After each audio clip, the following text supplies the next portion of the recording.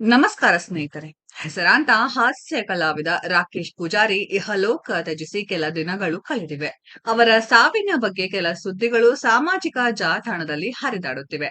ದೈವ ಈಗಾಗಲೇ ಈ ಬಗ್ಗೆ ಎಚ್ಚರಿಕೆ ಕೊಟ್ಟಿತ್ತು ಎಂದು ಹೇಳಲಾಗ್ತಿದೆ. ಹಾಗಾದ್ರೆ ರಾಕೇಶ್ ಸಾವಿನ ಆ ರಹಸ್ಯ ಯಾವುದು? ದೈವ ಕೊಟ್ಟ ಎಚ್ಚರಿಕೆ ಏನು? ಕನ್ನಡ ಚಿತ್ರರಂಗ, ತುಳು ಚಿತ್ರರಂಗ ಹಾಗೂ ಕನ್ನಡ ಕಿರುತೆರೆಯಲ್ಲಿ ಮಿಂಚಿದ್ದ ಹಾಸ್ಯ ಕಲಾವಿದ ರಾಕೇಶ್ ಪೂಜಾರಿ ಇವರು ತಮ್ಮ 33 ವಯಸ್ಸಿನಲ್ಲಿ ಹೃದಯಾಘಾತದಿಂದ ಸಾವನ್ನಪ್ಪಿದ್ದು ಇನ್ನು ಮುಂದೆ ನೆನಪು ಮಾತ್ರ. ನೂರಾರು ಕನಸು ಕಟ್ಟಿಕೊಂಡಿದ್ದ ಈ ಯುವಕ ಇನ್ನು ಮದುವೆ ಸಹ ಆಗಿರಲಿಲ್ಲ.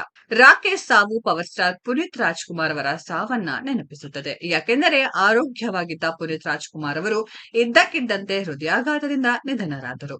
ಈ ವಿಚಾರ ಕನ್ನಡ ನಾಡಿಗೆ ಮಾತ್ರವಲ್ಲದೆ ಸಿನಿರಂಗದ ಪ್ರತಿಯೊಬ್ಬರನ್ನು ದಂಗಾಗಿಸಿತ್ತು.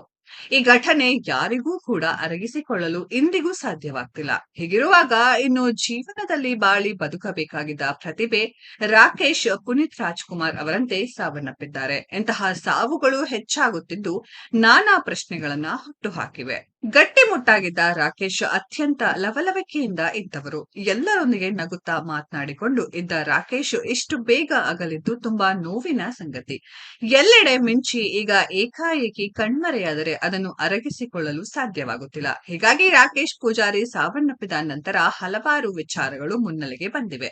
ರಿಷಬ್ ಶೆಟ್ಟಿಗೆ ಮೊದಲೇ ದೈವ ಎಚ್ಚರಿಕೆ ಕೊಟ್ಟಿತ್ತು ಎನ್ನುವ ವಿಚಾರ ಮುನ್ನೆಲೆಗೆ ಬಂದಿದೆ. ಕಳೆದ ತಿಂಗಳು ರಿಷಬ್ ಮಂಗಳೂರಿನ ಬಾರೇಬೈಲ್ ವಾರಹಿ ಪಂಜುರ್ ದೈವ ಸ್ಥಾನಕ್ಕೆ ಭೇಟಿ ನೀಡಿದ್ದರು. ಆಗ ದೈವ ಜಗತ್ತಿನೆಲ್ಲೆಡೆ ನಿನಗೆ ಶತ್ರುಗಳು ಇದ್ದಾರೆ, ನಿನ್ನ ಕೆಲಸ ಹಾಳು ಮಾಡಲು ಯತ್ನಿಸುತ್ತಿದ್ದಾರೆ, ನಿನಗೆ ಕೇಡು ಬಯಸುತ್ತಿದ್ದಾರೆ, ನಾನು ನಿನಗೆ ಕೇಡು ಆಗದಂತೆ ನೋಡಿಕೊಳ್ಳುತ್ತೇನೆ, 5 ತಿಂಗಳಲ್ಲಿ ಒಳ್ಳೆಯದು ಮಾಡುತ್ತೇನೆ ಎಂದು ಅಭಯವನ್ನ ನೀಡಿತ್ತು. ಇದಾದ ನಂತರ ಕಾಂತಾರದ ಇಬ್ಬರು ಕಲಾವಿದರು ಸಾವನ್ನಪ್ಪಿದ್ದಾರೆ.